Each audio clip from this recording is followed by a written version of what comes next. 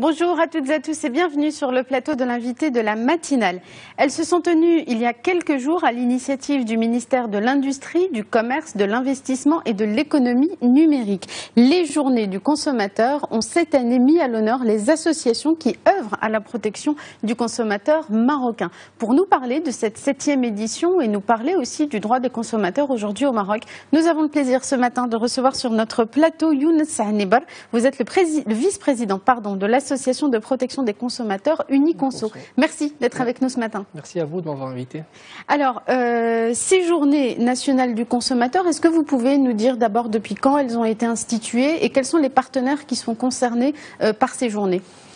Très bien. Les journées du consommateur, donc nous en sommes à la 7e édition. Donc ce sont des journées consacrées au développement de la culture consumériste sous l'égide bien entendu du ministère de l'Industrie et du Commerce et bien entendu différents intervenants qui œuvrent dans le domaine du consumérisme de façon générale, sachant que chaque citoyen est un consommateur, y compris les représentants de l'État.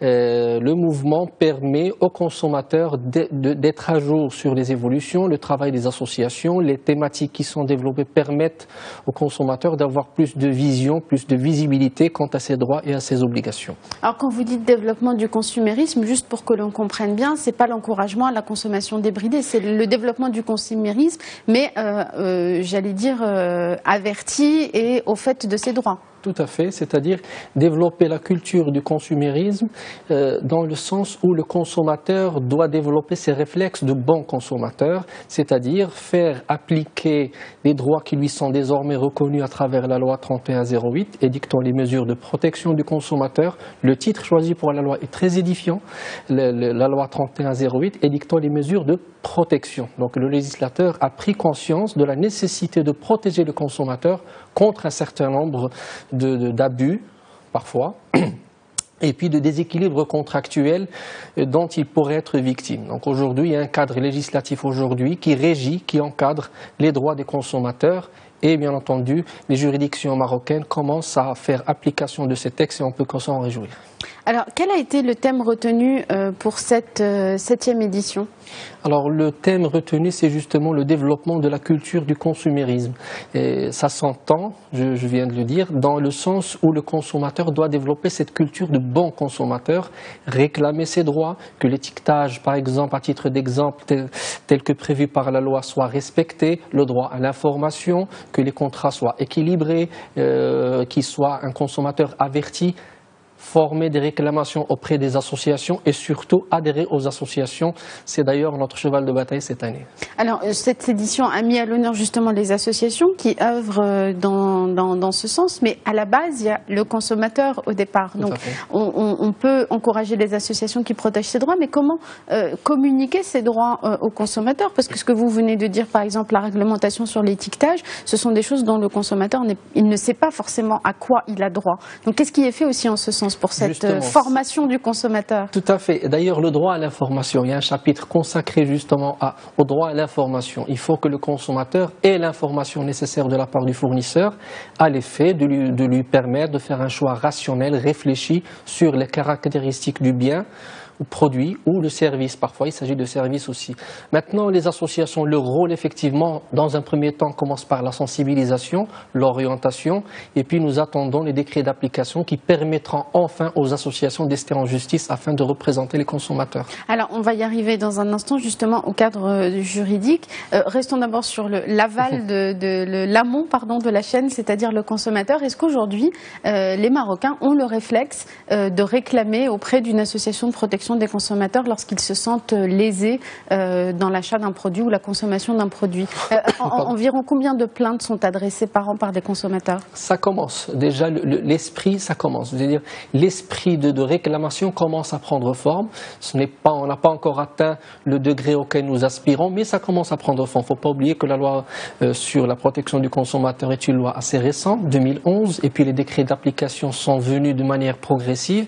Donc, le temps que tout le système soit mis en place, il y a un temps d'attente qu'on doit observer.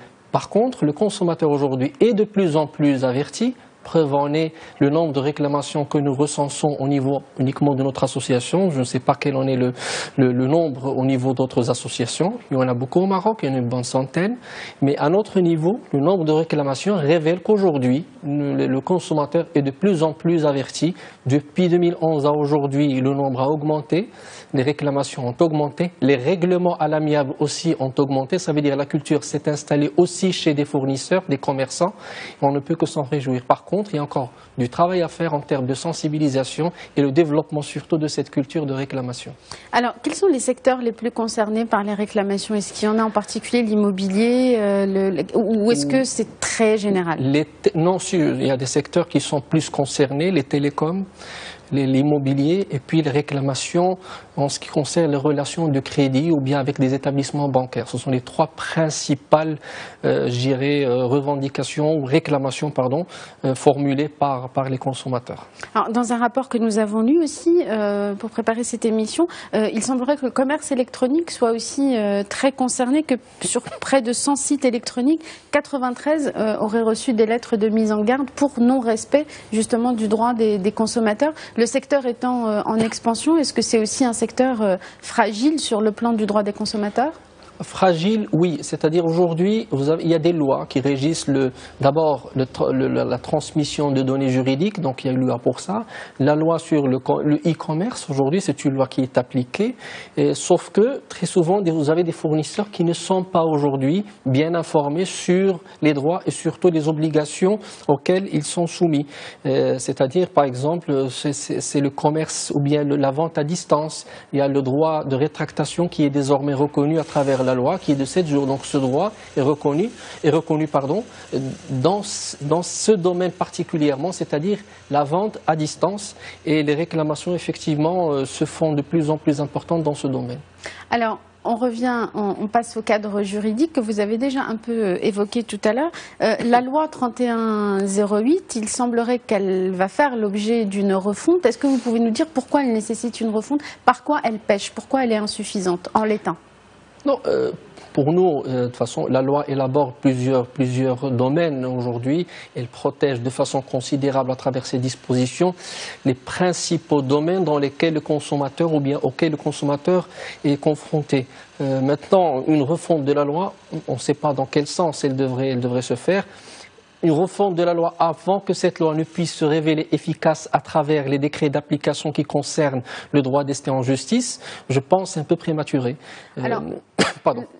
Quand vous évoquez le droit d'ester en justice, ça veut dire qu'aujourd'hui un consommateur, s'il porte plainte, c'est auprès d'une association, mais l'association ne peut pas aller porter plainte contre le fournisseur ou le producteur devant la justice. Tout à fait, c'est-à-dire c'est le consommateur, donc c'est au consommateur d'assigner le fournisseur, le commerçant, si litige il y a, mais les associations de consommateurs ne peuvent pas ester en justice au nom des consommateurs, ni se constituer partie civile, à l'instar de ce qui se passe dans d'autres systèmes. Donc nous attendons aujourd'hui ces décrets d'application qui permettront enfin aux associations, de remplir leurs obligations dans le sens voulu par le législateur à travers la loi 3108.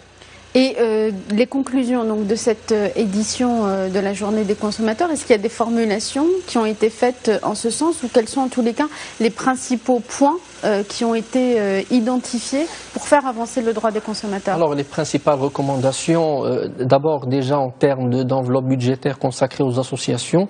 Les associations aujourd'hui n'ont pas les moyens, je dirais, d'œuvrer dans le sens d'une efficace protection pour le consommateur tant que l'enveloppe budgétaire demeure insuffisante. Alors, elle était de 6 millions de dirhams pour l'année 2016. Tout à fait, oui. Pas entièrement débloquée.